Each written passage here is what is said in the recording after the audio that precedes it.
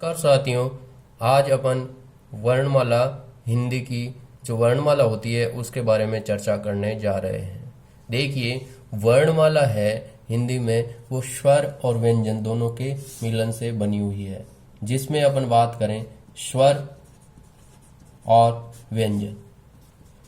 स्वर है तो स्वर की पारिभाषिक तौर पर अपन ये कह सकते हैं कि स्वर है उनका उच्चारण है, या उनका अपन बोलते वक्त जब उनको बोलते हैं तो इनका जो उच्चारण होता है वो निर्बाध या अबाध यानी बिना किसी बाधा या रुकावट के स्वरों का उच्चारण होता है। और व्यंजन है जो इसके ठीक विपरीत, यानी कि व्यंजन को उच्चारण करते वक्त हमें बाधा, घर्षण आदि महसूस होता है।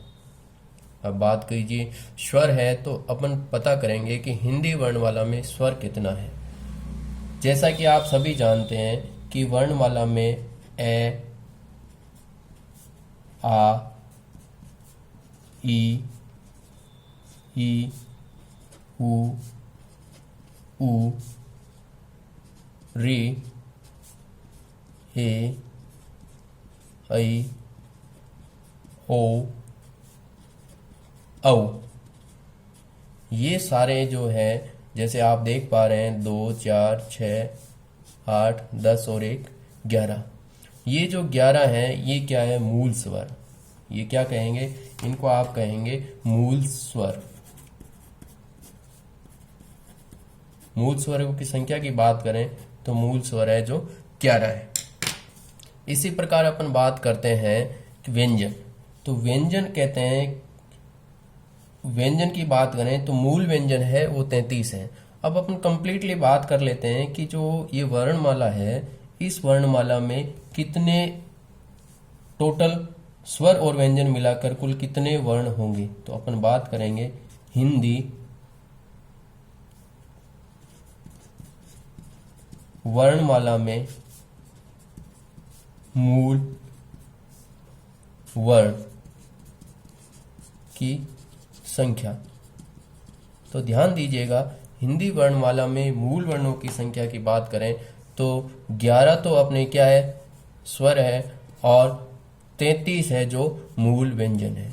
कुल मिलाकर टोटल ये संख्या की बात करें तो 11 तो अपने मूल स्वर जो कि आपको ऊपर दे दिए गए हैं, ए, आ, ई, उ, री, ए, ऐ, ओ, औ, और 33 व्यंजन है उनकी चर्चा अभी अपन करेंगे।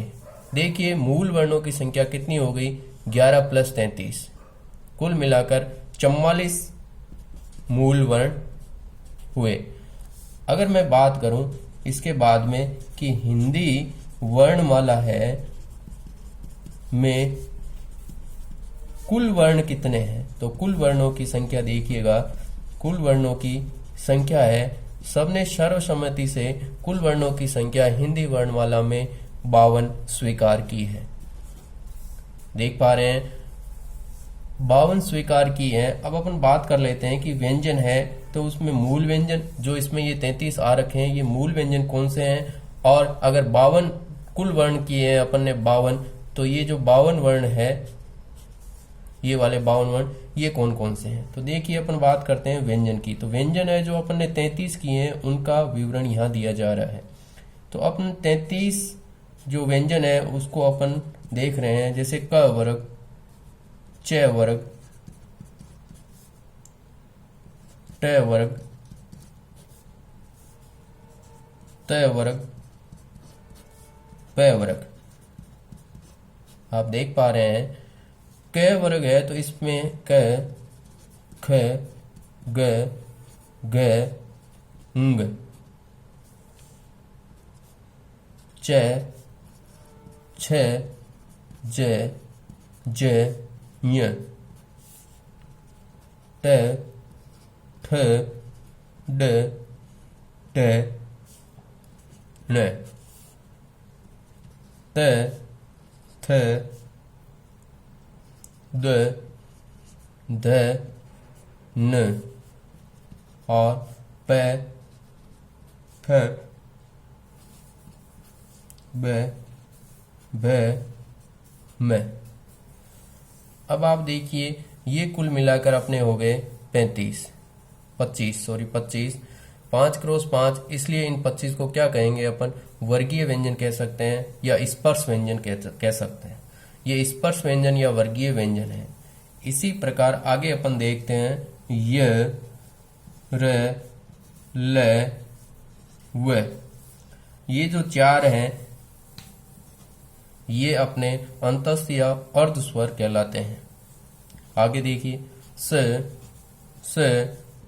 स है, इनमें फर्क देखिए, ये तालव्य से है, यानी कि इसका उच्चारण करते वक्त तालु भाग से इनका उच्चारण होता है। इसका देखते हैं तो इसका है ये मूर्धन्य से,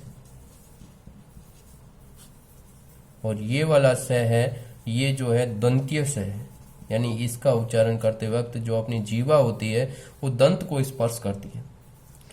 अब आपने देख लिया कि 25 तो ये और 4 ये 29 और ये 4 33, यानी जो मूल व्यंजन है वो तो आपको यहाँ से समझ में आ रहे हैं कि जो 33 है ये मूल व्यंजन यहाँ तक कंप्लीट हो जाते हैं, यानी कि 25 प्लस 4 प्लस 4, 25 ये वाले क वर्ग से लेकर प वर्ग तक, और 4 य र ल व, और 4 ये स श श है। कुल मिलाकर ये 33 है जो मूल व्यंजन कहलाते हैं। मूल स्वर की बात कर ली अपन ने, मूल स्वर है जो 11 हो चुके हैं और मूल व्यंजन है वो 33। आगे आप देखिएगा कि आपने ये भी पढ़ा है कि ये अनुस्वार और ये विसर्ग, अंग और है, तो ये जो है ये क्या कहलाते हैं, ये अयोगवाह कहलाते हैं। अयोगवाह मतलब न स्वर में गिनती होती है इनकी और न व्यंजन में, न स्वर न व्यंजन। आपने ये भी पढ़े हैं कि श त्र ज्ञ और देखिए ये कहलाते हैं संयुक्त व्यंजन। ये चारों क्या कहलाएंगे, संयुक्त व्यंजन।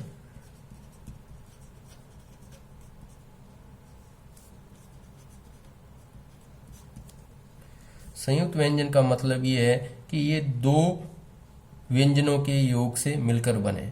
आपने ऊपर देखा है कि ये क है, ये क वास्तव में ऐसा होता है कि क तो हलंत होता है और इसमें ए स्वर होता है, यानी कि आप ये से कह सकते हैं कि व्यंजन का उच्चारण करते वक्त अपने को स्वरों की आवश्यकता होती है। इसी तरीके से अपन इसकी बात करते हैं श की, तो ये क और षटकोण का जो श होता है इन दोनों के योग से मिलकर बना होता है। त्र की बात करें तो ये इसमें त हलंत यानी आदत है और र पूरा होता है त्र। और इसी तरीके से ज्ञ की बात करें तो ज्ञ वास्तव में जय हलंत और हन से बना होता है। अब श्री की बात करें, जैसे ये श्री में स होता है, ये श्रय की बात करते हैं अपन श्रय, तो ये श्रय होता है वो स